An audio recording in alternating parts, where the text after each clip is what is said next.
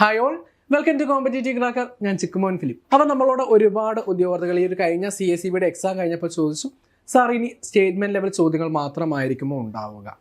കാരണം നമ്മുടെ ക്ലർക്കിൻ്റെ എക്സാമിൻ്റെ ആ ക്വസ്റ്റ്യൻ പേപ്പറിൻ്റെ അകത്ത് സ്റ്റേറ്റ്മെൻറ്റ് ചോദ്യങ്ങൾ ഉൾപ്പെടുത്തിയിട്ടുണ്ടായിരുന്നു.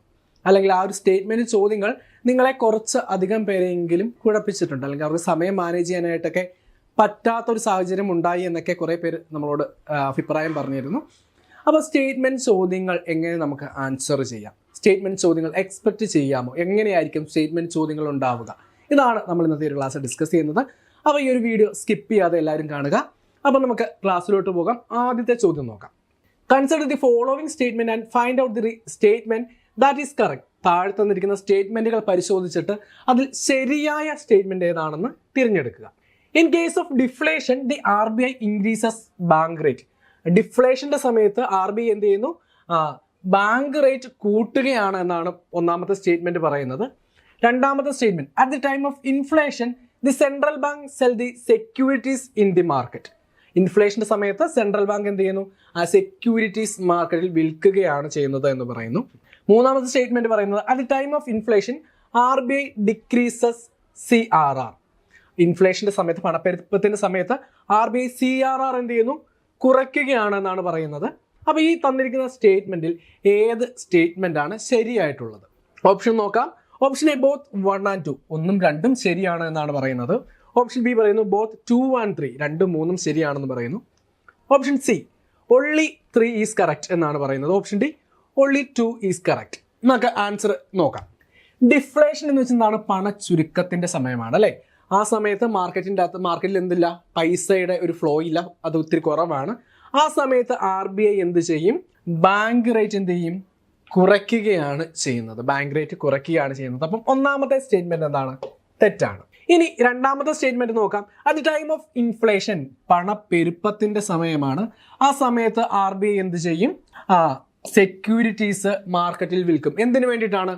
ആ ഒരു ഇൻഫ്ലേഷനെ തടയുന്നതിന് വേണ്ടിയിട്ട്, ആ മാർക്കറ്റിൽ എക്സസ് ആയിട്ടുള്ള ലിക്വിഡിറ്റിനെ അബ്സോർബ് ചെയ്യുന്നതിന് വേണ്ടിയിട്ട് എന്ത് ചെയ്യും? ഇൻഫ്ലേഷന്റെ സമയത്ത് RBI വിൽക്കുകയും, ഇൻ കേസ് ഡിഫ്ലേഷൻ ആണെങ്കിൽ, ഡിഫ്ലേഷന്റെ സമയത്താണെങ്കിൽ RBI എന്ത് ചെയ്യും? ആ ഷെയറുകൾ അല്ലെങ്കിൽ ആ സെക്യൂരിറ്റികൾ ബൈബാക്ക് തിരിച്ചു വാങ്ങുകയും ചെയ്യും. അപ്പോൾ ഈ ഒരു രണ്ടാമത്തെ സ്റ്റേറ്റ്മെന്റ് ശരിയാണ്. ഇനി മൂന്നാമത്തെ സ്റ്റേറ്റ്മെന്റ് നോക്കാം. At time of inflation RBI decreases CRR. എന്താണ്? ആ ഇൻഫ്ലേഷന്റെ സമയത്ത് RBI എന്ത് ചെയ്യുന്നു? CRR എന്ത് ചെയ്യാണ്? കുറയ്ക്കുകയാണെന്നാണ് പറയുന്നത്. അപ്പം നമ്മുടെ ആൻസർ ആയിട്ട് വരുന്നത് ഏതാണ്? നമ്മുടെ 2 മാത്രമാണ് ശരിയായിട്ടുള്ളത് അല്ലേ? ഈ ഒരു മൂന്നാമത്തെ ഓപ്ഷൻ എന്താണ്? തെറ്റാണ്. ഇൻഫ്ലേഷന്റെ സമയത്ത് RBI എന്ത് ചെയ്യുന്നു? ക്യാഷ് റിസർവ് റേഷ്യോ കൂട്ടുകയാണ് ചെയ്യുന്നത്.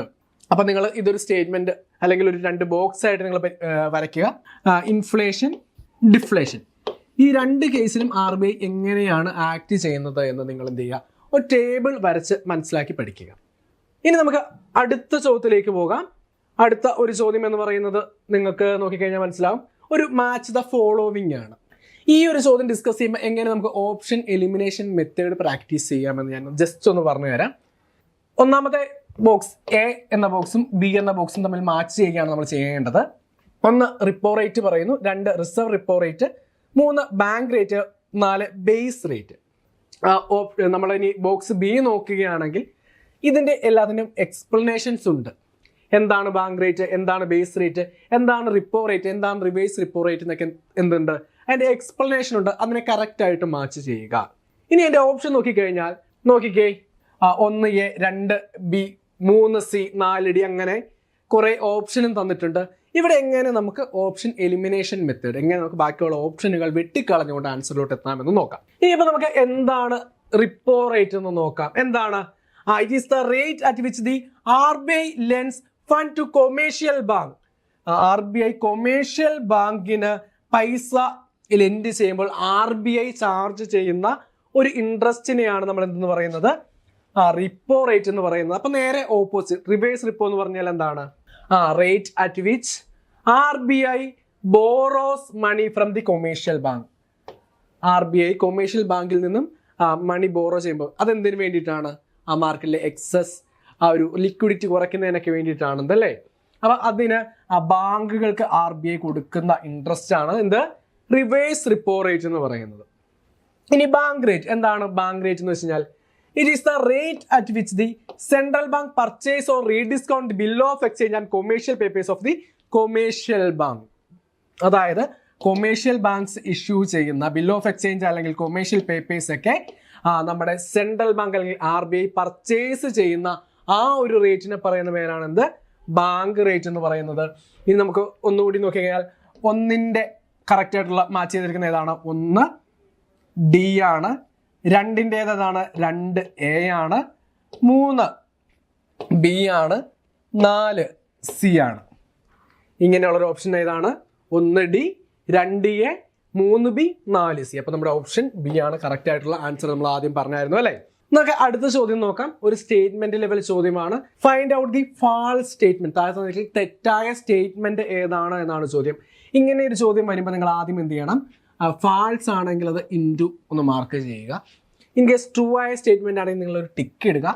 കറക്റ്റ് സ്റ്റേറ്റ്മെന്റ് ആണ് ചോദിക്കുന്നതെങ്കിൽ എന്ത് ചെയ്യുക? ഒരു ടിക്ക് ഇടുക. ഇൻകറക്റ്റ് ആണെങ്കിൽ ഒരു ഇൻറ്റു ഇടുക. കാരണം നിങ്ങൾ ഈ ഒരു ചോദ്യം മുഴുവൻ വായിച്ച് നോക്കിയിട്ട് നിങ്ങൾക്ക് ശരിയായ സ്റ്റേറ്റ്മെന്റ് നിങ്ങൾ ഐഡന്റിഫൈ ചെയ്തിട്ട് എന്ത് ചെയ്യും? ആ ഒരു സ്റ്റേറ്റ്മെന്റ് കൊണ്ട് നിങ്ങൾ കറപ്പിച്ചു വെക്കും. ചോദിച്ചിരിക്കുന്നത് ഏതാണ്? ഫാൾസ് സ്റ്റേറ്റ്മെന്റ് ഏതാണെന്നാണ് ചോദിച്ചിരിക്കുന്നത്. അപ്പോൾ നമുക്ക് സ്റ്റേറ്റ്മെന്റ് നോക്കാം. അണ്ടർ ദി മിനിമം റിസർവ് സിസ്റ്റത്തിൽ RBI has to keep a minimum reserve of ₹500 crores comprising of gold coin, gold bullion and foreign currency എന്ന് പറയുന്നു. ഈ ഒരു സ്റ്റേറ്റ്മെന്റ് ശരിയാണോ? ഈ ഒരു സ്റ്റേറ്റ്മെന്റ് എന്താണ്? തെറ്റായിട്ടുള്ള ഒരു സ്റ്റേറ്റ്മെന്റ് ആണ്. അടുത്തത്, the fixed fiduciary system allow the central bank to issue currency note without presenting gold and silver to cover it up to a specified limit. Fixed fiduciary സിസ്റ്റത്തിൽ എന്ത് വേണ്ടെന്നാണ് പറയുന്നത്? നമുക്ക് സിൽവറിന്റെ അല്ലെങ്കിൽ ഗോൾഡിന്റെ ബാക്കിംഗ് വേണ്ട എന്നാണ് പറയുന്നത്. ഈ ഒരു സ്റ്റേറ്റ്മെന്റ് ശരിയാണോ? ഈ ഒരു സ്റ്റേറ്റ്മെന്റ് ശരിയായിട്ടുള്ള ഒരു സ്റ്റേറ്റ്മെന്റ് ആണ്. ഒരു സ്പെസിഫൈഡ് ലിമിറ്റ് വരെ എന്ത് വേണ്ട? സിൽവർ അല്ലെങ്കിൽ ഗോൾഡ് പ്രസന്റ് ചെയ്യേണ്ട ആവശ്യമില്ല എന്ന് പറയുന്നു. ഇനി അടുത്ത സ്റ്റേറ്റ്മെന്റ്, മൂന്നാമത്തെ സ്റ്റേറ്റ്മെന്റ് നോക്കാം. The proportional reserve system require RBI to maintain a permanent percentage of at least 60% of the total volume of notes issued by gold coin, bullion and foreign securities എന്ന് പറയുന്നു. മൂന്നാമത്തെ സ്റ്റേറ്റ്മെന്റ് എന്താണ്? തെറ്റ് ആയിട്ടുള്ള ഒരു statement ആണ് അല്ലേ?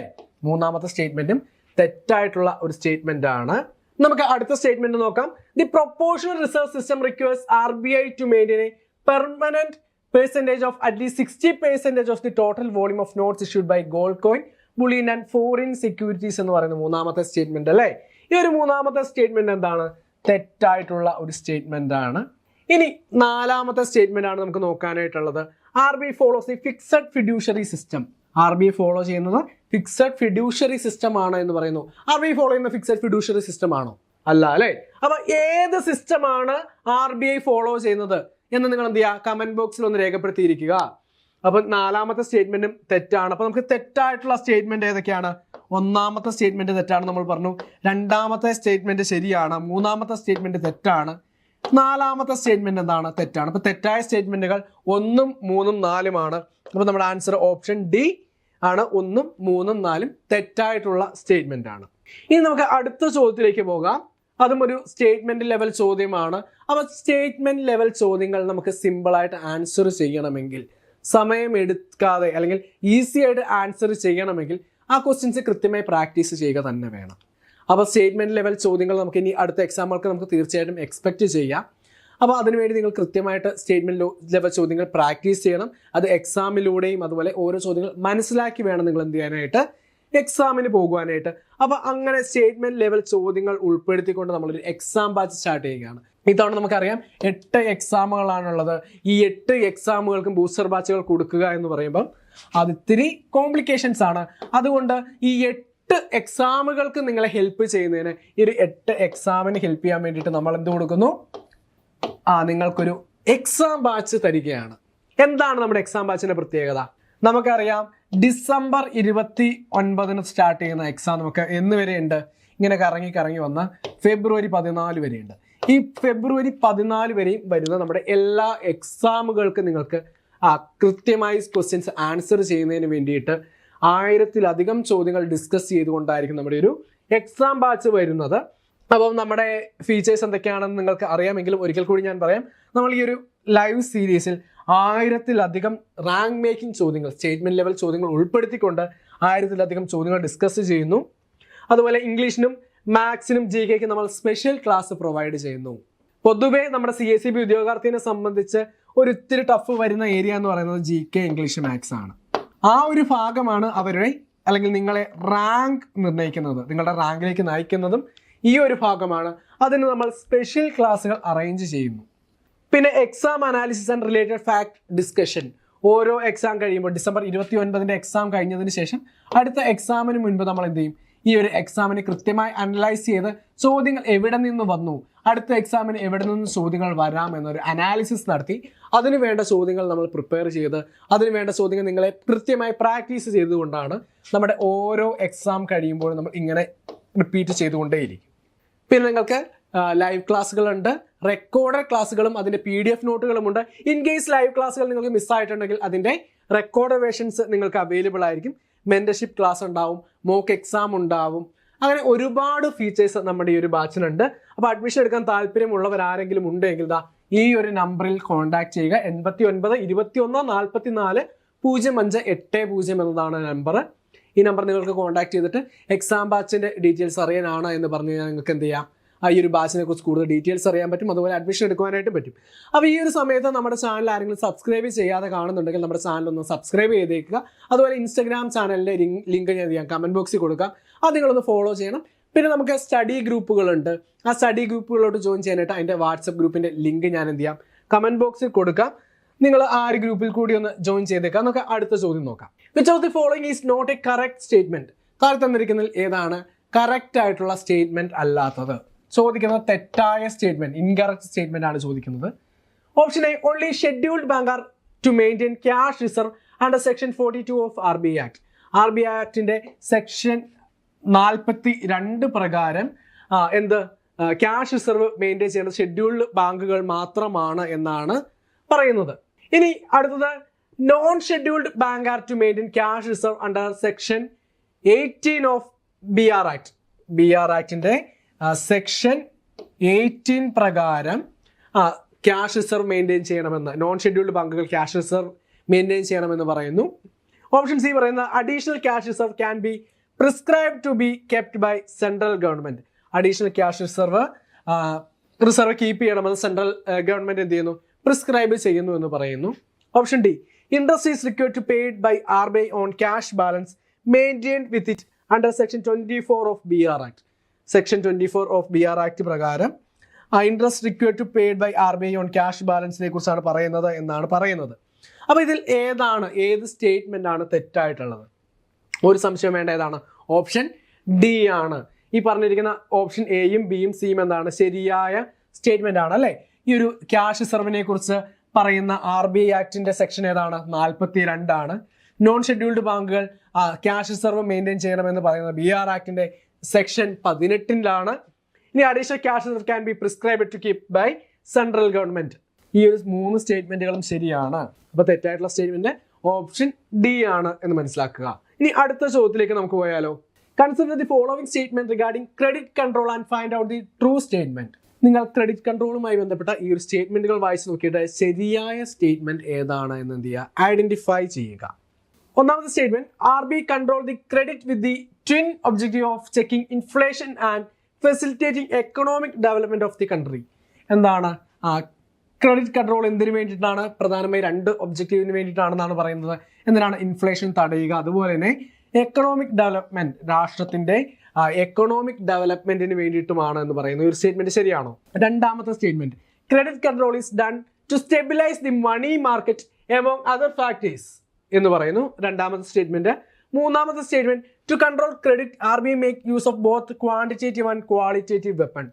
ക്വാണ്ടിറ്റേറ്റീവ് ആൻഡ് ക്വാളിറ്റേറ്റീവ് മെത്തേഡ്സ് എന്തിനു വേണ്ടിയിട്ട് യൂസ് ചെയ്യുന്നു? ക്രെഡിറ്റ് കൺട്രോളിന് വേണ്ടിയിട്ട് യൂസ് ചെയ്യുന്നു എന്ന് പറയുന്നു. അപ്പം നമ്മൾ 3 സ്റ്റേറ്റ്മെന്റുകൾ കണ്ടു അല്ലേ. ഇപ്പം നിങ്ങൾക്ക് എല്ലാവർക്കും അറിയാം ക്വാണ്ടിറ്റേറ്റീവും ക്വാളിറ്റേറ്റീവും ക്രെഡിറ്റ് കൺട്രോൾ ടെക്നിക്കുകളുണ്ട്. അപ്പം നിങ്ങൾ ക്വാളിറ്റേറ്റീവ് ക്രെഡിറ്റ് കൺട്രോൾ ഏതാണ്, ക്വാണ്ടിറ്റേറ്റീവ് ക്രെഡിറ്റ് കൺട്രോൾ ടെക്നിക്കുകൾ ഏതാണെന്നൊന്ന് കമന്റ് ബോക്സിൽ ഒന്ന് രേഖപ്പെടുത്തിയേക്കണം.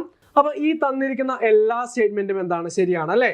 എന്താണ് ക്രെഡിറ്റ് കൺട്രോളിന്റെ പ്രധാനമായിട്ട് 2 ഒബ്ജക്റ്റീവ് ആണുള്ളത്. എന്തിനാണ്? ഇൻഫ്ലേഷൻ കുറയ്ക്കുക, അല്ലെങ്കിൽ ഇൻഫ്ലേഷനെ ഒരു കൺട്രോളിൽ നിർത്തുക, അതുപോലെ എക്കണോമിക് ഡെവലപ്മെന്റ്, രാഷ്ട്രത്തിന്റെ സാമ്പത്തിക പുരോഗതിക്ക് വേണ്ടിയിട്ടാണ്. ഇനി credit control is done to stabilise the money market among other factors. Money മാർക്കറ്റിനെ സ്റ്റെബിലൈസ് ചെയ്യുക എന്നതും ഒരു ഉദ്ദേശമാണ്. ടു കൺട്രോൾ ക്രെഡിറ്റ് RBI എന്ത് ചെയ്യുന്നുണ്ട്? ക്വാണ്ടിറ്റേറ്റീവും ക്വാളിറ്റേറ്റീവുമായിട്ടുള്ള ക്രെഡിറ്റ് കൺട്രോൾ ടെക്നിക്കുകൾ യൂസ് ചെയ്യുന്നുണ്ട്. അപ്പോൾ ഈ ഒരു 3 സ്റ്റേറ്റ്മെന്റും ശരിയാണ്. അപ്പോൾ നമ്മുടെ കറക്റ്റ് ആയിട്ടുള്ള ആൻസർ ഏതാണ്? Option D, all are true എന്നതാണ്. അപ്പം ഇത്രയും ചോദ്യങ്ങളാണ് നമ്മൾ ഇന്ന് ഡിസ്കസ് ചെയ്യുന്നത്. അപ്പോൾ ഇതുപോലെ കൂടുതൽ സ്റ്റേറ്റ്മെന്റ് ലെവൽ ചോദ്യങ്ങൾ കൃത്യമായി മനസ്സിലാക്കിക്കൊണ്ട് കൃത്യമായി പ്രാക്ടീസ് ചെയ്തുകൊണ്ട് നമുക്ക് എന്ത് ചെയ്യാം? ഒരു എക്സാമിന് തയ്യാറെടുക്കാം. നമുക്ക് ഫെബ്രുവരി മാസം വരെ നീണ്ടു നിൽക്കുന്ന, ഡിസംബർ 29 മുതൽ ഫെബ്രുവരി 14 വരെ നീണ്ടു നിൽക്കുന്ന ഈ ഒരു എക്സാമിൽ നിങ്ങൾക്ക് മികച്ച മാർക്ക് നേടി റാങ്ക് ലിസ്റ്റിലോട്ട് നിങ്ങളെ എത്തിക്കുന്നതിന് വേണ്ടിയിട്ട് CC നിങ്ങളോടൊപ്പം ഉണ്ട്. അപ്പം ഇതുവരെയുള്ള വിജയങ്ങൾ നമ്മൾ ഇനിയും ആവർത്തിക്കും. അപ്പം അത് വേണ്ട അല്ലേ, എനിക്ക് ഇഷ്ടപ്പെട്ടില്ല. അപ്പം ഇതുവരെ നിങ്ങൾക്കുള്ള ആ ഒരു സപ്പോർട്ട് ഇനിയും നിങ്ങളോടൊപ്പം തന്നെ ഞാൻ ഉണ്ടാകും. അപ്പം നമ്മുടെ ശരിയായില്ല, ആ ഡയലോഗ് എനിക്ക് ഇഷ്ടപ്പെട്ടില്ല, എനിക്ക് വേറെ മാറ്റി പിടിക്കാം. അപ്പം ഇനി വരുന്ന എക്സാമിനും നിങ്ങളോടൊപ്പം CC ഉണ്ടാകും. അപ്പം നമ്മുടെ ബാച്ചിനെ കുറിച്ച് കൂടുതൽ അറിയാനായിട്ടും നമ്മുടെ കോഴ്സിൽ ജോയിൻ ചെയ്യാനായിട്ടും ഞാൻ താഴെ കമൻറ്റ് ബോക്സിൽ നിങ്ങൾക്ക് എന്ത് ചെയ്തിരിക്കാം, ഒരു ഗൂഗിൾ ഫോം കൂടി കൊടുത്തിരിക്കാം. അതിൻ്റെ അകത്ത് നിങ്ങൾക്ക് രജിസ്റ്റർ ചെയ്തുകൊണ്ട് നിങ്ങൾക്ക് നമ്മുടെ കോഴ്സിലോട്ട് അഡ്മിഷൻ എടുക്കാനായിട്ട് പറ്റും. അപ്പോൾ ചാനൽ സബ്സ്ക്രൈബ് ചെയ്യാത്തവർ ചാനലൊന്ന് സബ്സ്ക്രൈബ് ചെയ്തേക്കുക. അതുപോലെ ഇൻസ്റ്റാഗ്രാം ചാനൽ കൂടി നിങ്ങളൊന്ന് ഫോളോ ചെയ്തേക്കുക. അപ്പോൾ നമുക്ക് മറ്റൊരു വീഡിയോയുമായിട്ട് വീണ്ടും കാണാം. താങ്ക്